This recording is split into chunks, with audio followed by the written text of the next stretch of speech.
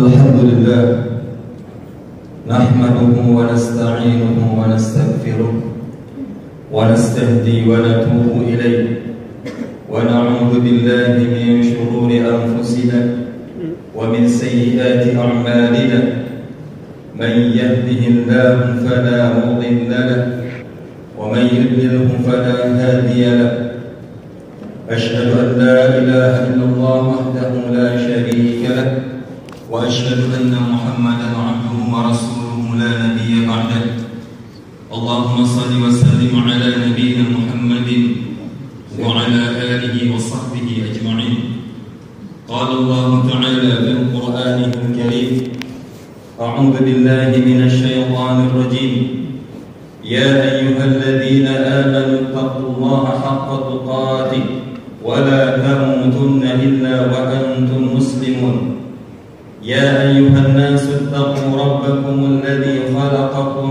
من نفس واحدة وخلق منها زوجها وبث منهما رجالا كثيرا ونساء واتقوا الله الذي تساءلون به والأرحام إن الله كان عليكم رقيبا يا أيها الذين آمنوا اتقوا الله وقولوا قولا سديدا يصلح لكم أعمالكم ويغفر لكم ذنوبكم ومن يطع الله ورسوله فقد فاز فوزا عظيما أما بعد kaum muslimin yang dirahmati Allah Subhanahu wa taala, marilah kita membuka bersama-sama khutbah ini dengan banyak-banyak memuji Allah Subhanahu wa taala. Kemudian salawat dan salam kita haturkan kepada Rasulullah sallallahu alaihi wasallam, dan khatib mewasiatkan takwa kepada khatib sendiri dan juga kepada kaum muslimin, wala tamutunna illa wa antum muslimun, dan janganlah kita wafat kecuali dalam keadaan sebagai seorang muslim. Kaum muslimin rahimakumullah, perkenankan kami menyampaikan sebuah khutbah dengan tema menjaga amanah harta umat. Saat ini kita berada di zaman di mana sedikit manusia yang berhati-hati dalam harta yang diperolehnya. Rasulullah sallallahu alaihi wasallam bersabda, la ya'tiyanna 'alan nasi zamanun la yubali al-mar'u bima akhadha al-mal amin halal amin haram.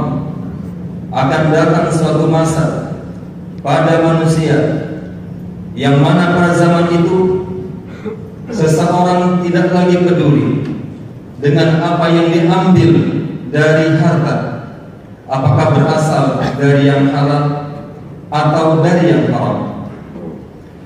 Orang-orang yang tidak peduli dengan kaidah Rabbani dalam mencari harta, maka dianjurkan untuk memeriksa kembali akidah mereka, karena mereka sudah menjadikan uang sebagai Tuhannya dan tidak lagi mengindahkan perintah Allah Subhanahu wa taala.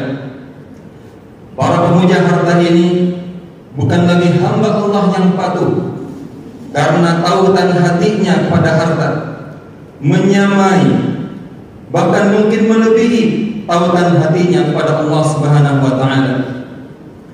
Bila ada benturan antara keuntungan perniagaan dengan syariat Allah Subhanahu wa taala, maka perintah Allah niscaya dikesampingkannya. Capaian harta dalam persangkaan mereka adalah karena kepintaran, kemahiran dalam manajemen. Seperti ucapan Qarun, qala innama utituhu ala ilmin 'indi. Dia mengatakan, sesungguhnya yang aku dapatkan ini berupa harta yang melimpah, yang mana kunci-kunci gudangnya diangkut oleh orang-orang pekerja-pekerjanya. Dia mengatakan utituhu ala ilmin 'indi. Aku dapatkan karena ilmu yang ada padaku. Padahal mereka tidak mengetahui Allah berfirman, "Innal ladzina ta'buduna min dunillah la yamlikuna lakum rizqa fabtaghu 'indallahi rizqa wa'buduhu washkuru lahu ilaihi turja'un." Sesungguhnya orang-orang yang kamu sembah selain Allah, mereka tidak memiliki rizki, tidak bisa berikan rizki kepadamu. Fabtaghu 'indallahi rizqa, maka capailah rizki itu di sisi Allah Subhanahu wa ta'ala. Sembahlah Dia dan bersyukurlah kepadanya. Ilaihi turja'un, kepadanya kamu dikembalikan. Kaum muslimin rahimakumullah, ada kelompok yang tidak peduli dengan keharaman harta yang didapatkannya. Di antaranya adalah orang-orang yang tidak amanah dalam menjaga harta umat, yang tidak amanah dalam menjaga sumpah jabatannya, jabatan yang diembannya. Semasa di dunia dia menutup-nutupi aibnya dan hanya menampakkan yang baik-baik saja kepada manusia. Namun nanti di akhirat, semua yang buruk yang ditutup-tutupinya akan diungkapkan di hadapan Allah Subhanahu wa ta'ala. Allah berfirman, "Innahu 'ala raj'ihi laqadir, yawma tublas sarair, fama lahu min quwwatin wala nasir." Sesungguhnya Allah benar-benar kuasa untuk mengembalikannya hidup setelah mati. Pada hari ditampakkan segala yang rahasia, maka pada hari itu tidak seorang pun punya kekuatan dan tidak punya seorang penolong pun. Maka kaum muslimin sekalian, marilah kita mengenali orang-orang yang tidak amanah dalam menjaga harta umat, harta milik umum yang dititipkan dalam jabatan dia, agar kita semua bisa bekerja jujur dan amanah. Yang pertama adalah orang-orang yang melakukan ghulul. Apa ghulul itu? Allah Ta'ala berfirman, "Ma kana linabiyyin an yaghul, wa man yaghlul ya'ti bima dhalla yawmal qiyamah, thumma tuwaffa kullu nafsin ma kasabat wa hum la yuzlamun." Tidak mungkin bagi seorang nabi berbuat ghulul, dan barang siapa berbuat ghulul, maka dia akan datang dengan harta yang digululkannya itu, dan dia akan dibalas pada hari kiamat dengan apa yang diusahakannya, dan dia tidak akan dizalimi. Kata ghulul dalam ayat ini, kalau kita membuka terjemahan tafsir Ibnu Katsir, diartikan sebagai menggelapkan atau korupsi harta. Dan diriwayatkan bahwasanya hadis ini berkenaan dengan seorang sahabat yang menyembunyikan harta ghanimah berupa seikat kain bulu. Setelah ghanimah dibagikan, dia kepada Rasulullah SAW menyerahkan harta tersebut. Maka Nabi mengatakan, "Kalla anta taji'a bihi yaumal qiyamah falan aqbalahu minka." Sekali-kali tidak, aku tidak akan menerima darimu harta ini. Engkau akan datang pada hari kiamat dengan harta ini. Aku tidak akan menerima harta ini selamanya darimu. Harta umat yang diamanahkan, sekecil apapun, akan diminta pertanggungjawabannya. Rasulullah SAW bersabda, "Ruddul khiyat wal makhiyat, fa innal ghulul 'arun wa narun wa syanarun 'ala ahlihi yaumal qiyamah." Kembalikanlah atau berikanlah benang dan jarum. Ini adalah dua benda yang sangat kecil yang diremehkan. Fa innal ghulul, karena korupsi merupakan 'arun wa narun wa syanar, aib, api, dan penyebab malu bagi pelakunya nanti di hari kiamat. Harta korupsi, kaum muslimin sekalian, digambarkan Nabi Rasulullah SAW akan dicemplungkan ke dalam neraka. lalu orang-orang yang korupsi akan mengejarnya. Sebagaimana di dunia ini mereka berpayah-payah dalam mengejar harta korupsi tersebut dengan tamaknya.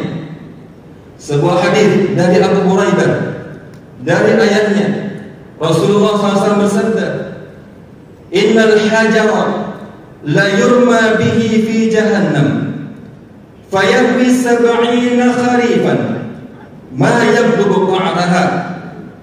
Sesungguhnya sebuah batu dilemparkan ke dalam neraka jahanam dan dia akan jatuh, batu itu akan jatuh selama 70 tahun belum sampai ke dasarnya. Wa yu'ta bil qulub fayuqdafu ma'ahu, maka diletakkanlah harta-harta korupsi, dan harta korupsi itu dilemparkan bersama batu tersebut, jatuh sejak selama 70 tahun tersebut. Thumma yuqalu liman ghalla ihti bihi fadzalika qawluhu wa man yablul ya'ti bima ghalla yaumal qiyamah. Kemudian dikatakan kepada orang yang korupsi, datangkanlah harta yang jatuh itu, harta gulul korupsi yang jatuh itu dari dasar neraka. Oleh karena itu Allah berfirman, barang siapa berbuat korupsi, dia akan datang dengan harta korupsinya yaumul qiyamah, yaitu pada hari kiamat. Dalam hadis lain Rasulullah SAW menyampaikan bahwa harta korupsi yang diambil secara diam-diam, dia akan mengeluarkan bunyi sehingga manusia akan tahu harta korupsi yang selama di dunia itu disimpannya, diambil secara diam-diam. Rasulullah SAW bersabda, mengingatkan kepada para sahabatnya yang ditugaskan menjadi amil, menjadi pejabat, menjadi pekerja, la ulfiyanna ahadakum yaji'a yawmal qiyamah ala raqabatihi ba'ir lahu rugha. Aku tidak mau bertemu dengan kamu pada hari kiamat. Ini pesan Nabi kepada seseorang yang diangkat menjadi pejabat. Aku tidak mau pada hari kiamat mendapatimu di atas pundakmu terkalungkan unta itu unta zakat yang mengeluarkan suara, atau dalam sambungannya farashun lahu hamhamah, atau kuda yang meringkik, berarti kuda itu terbuat bunyi, atau pada sambungan yang lain riqa'un tahfaq, selembar kain yang berkibar-kibar, al-samit, atau harta berupa emas atau perak, atau mungkin sekarang ini rupiah. Kemudian engkau akan berkata kepadaku, ya Rasulullah, aghithni, tolonglah aku. Maka Rasulullah ketika itu mengatakan, la amliku laka minallahi syai'an qad ballaghtuka. Aku tidak sanggup untuk menolong kamu sedikit pun. Bukankah aku sudah menyampaikannya kepadamu? Yang kedua, harta umat atau harta umum yang kedua adalah orang-orang yang memakan harta milik anak yatim. Pengkhianat harta yang kedua adalah orang-orang yang memakan harta anak yatim. Allah berfirman, innal ladzina ya'kuluna amwalal yatama zulman innama ya'kuluna fi butunihim nara wa sayaslawna sa'ira.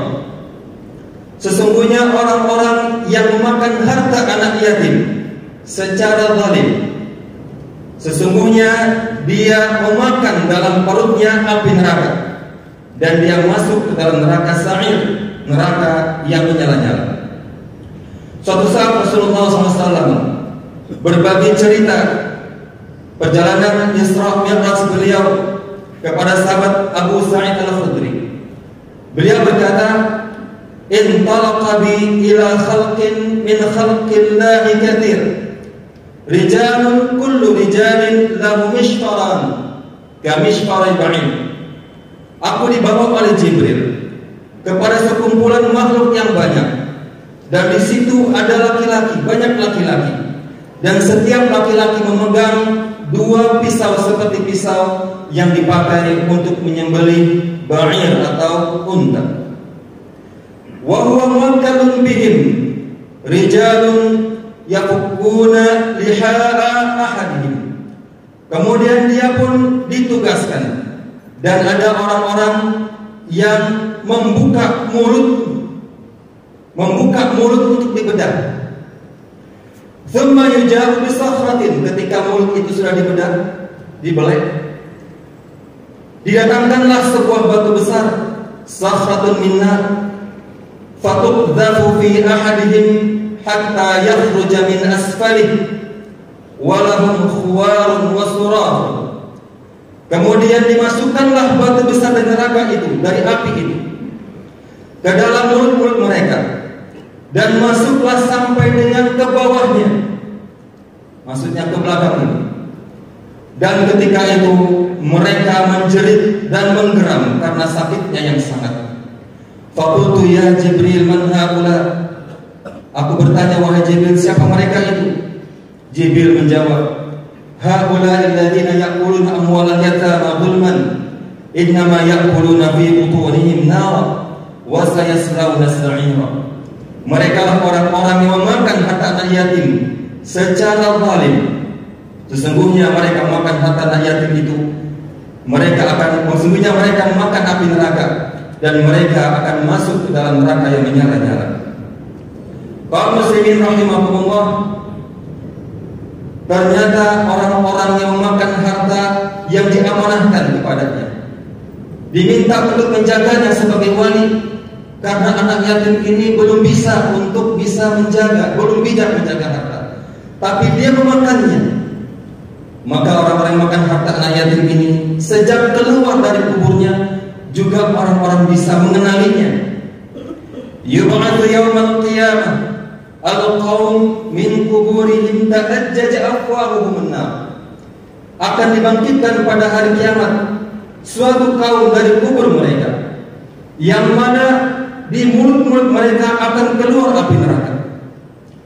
Kemudian As-Suddi menambahkan bahwasanya walahabun nar yakhruju min fihi wa min masamihi wa min anfihi wa 'ainaihi. Pada hari kiamat nanti ketika dibangkitkan, orang yang memakan harta anak yatim akan keluar api dari mulutnya, dari pendengarannya, dari hidungnya, dan dari kedua matanya. Ya'rifu man ra'ahu bi akhir malil yatim. Akan tahulah orang-orang yang melihatnya nanti pada hari kiamat sebagai orang yang memakan harta anak yatim. Wal'iyadu billah. Marilah kita berlindung pada Allah Subhanahu wa taala dari perbuatan tidak amanah, tidak jujur dalam menjaga harta umat, harta umum, harta milik publik, dan juga harta anak yatim. Aqulu qawli hadha wa astaghfirullah li wa lakum wa lisa'iril muslimina wal muslimat innahu huwal ghafurur rahim.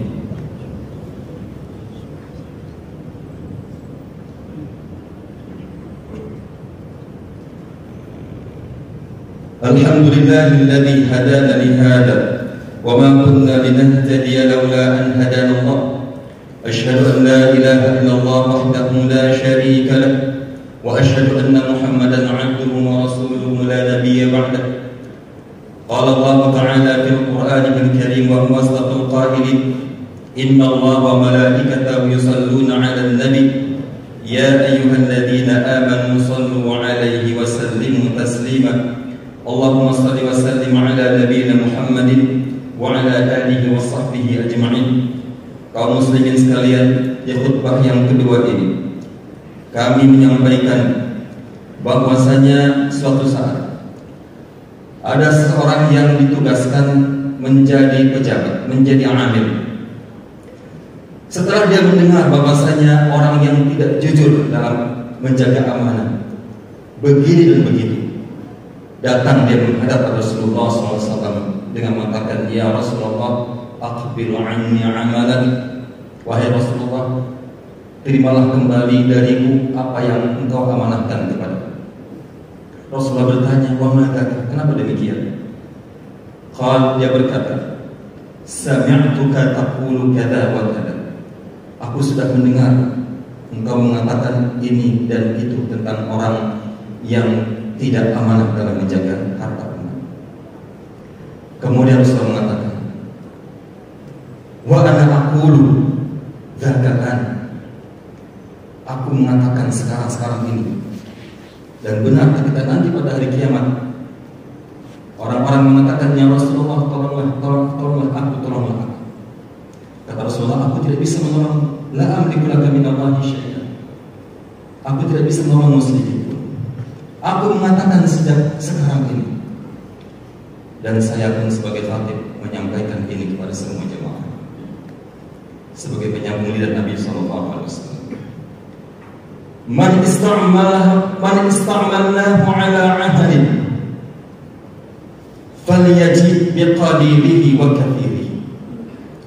Barang siapa yang kami angkat sebagai pejabat, sebagai amir, orang-orang yang bekerja, maka hendaklah datang dengan membawa apa yang diamanahkan kepadanya, sedikit ataupun banyak. Fama utiya minhu akhadha.